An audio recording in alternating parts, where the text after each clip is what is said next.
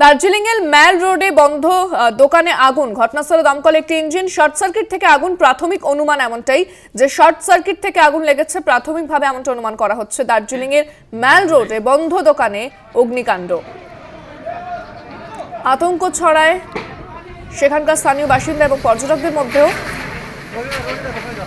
তবে দমকলের ইঞ্জিন এসে আগুন নেভানোর চেষ্টা করে। ঘটনাস্থলে দমকলের একটি ইঞ্জিন যায়।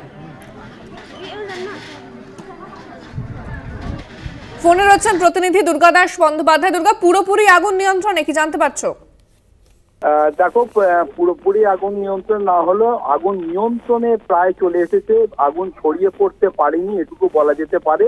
তার কারণ তুমি জানো যে দার্জিলিং ম্যাল সংলগ্ন যে একদম ম্যালের প্রায় পাশেই যে বড় পাইন রিচ হোটেল, তার ঠিক উল্টো দিকের যে বড় হোটেলটি রয়েছে, সেই হোটেলের দ্বিতীয় তলে মানে তার নিচে বেশ কিছু হ্যান্ডলুম, বিভিন্ন শাল, গরমের জামা কাপড়, গার্মেন্টসের দোকান রয়েছে। তার উপরে দ্বিতলেও কিন্তু বেশ কিছু এই ধরনের গার্মেন্টসের দোকান রয়েছে।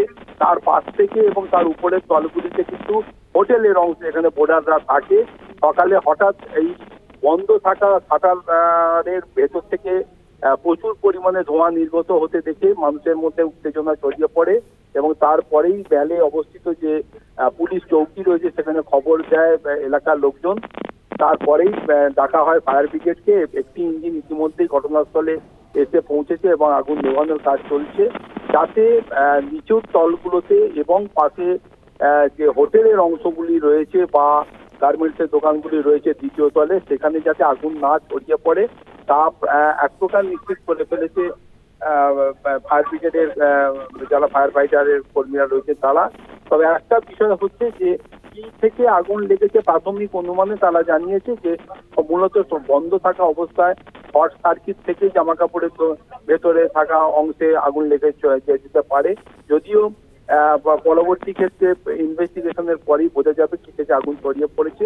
তবে এই আগুন লাগা এবং প্রচুর পরিমাণে হঠাৎ করে এত ধোঁয়া বেরোতে দেখে এলাকার পর্যটক, এলাকার মানুষজন এবং সব থেকে বড় কথা সংশ্লিষ্ট হোটেলে যে সমস্ত বোর্ডাররা রয়েছেন তাদের মধ্যে খুব তারা ভীত সন্ত্রস্ত হয়ে পড়ে এবং তারা অনেকেই হোটেল ছেড়ে রাস্তায় নেমে আসে। এখনো পর্যন্ত শেষ পাওয়া খবর অনুযায়ী হোটেলে এই পাশে এই আগুন প্রায় কন্ট্রোলে এসে গেছে, এটা বলাই। ধন্যবাদ দুর্গা, কথা বললাম প্রতিনিধি দুর্গা দাস বন্দ্যোপাধ্যায়ের সঙ্গে।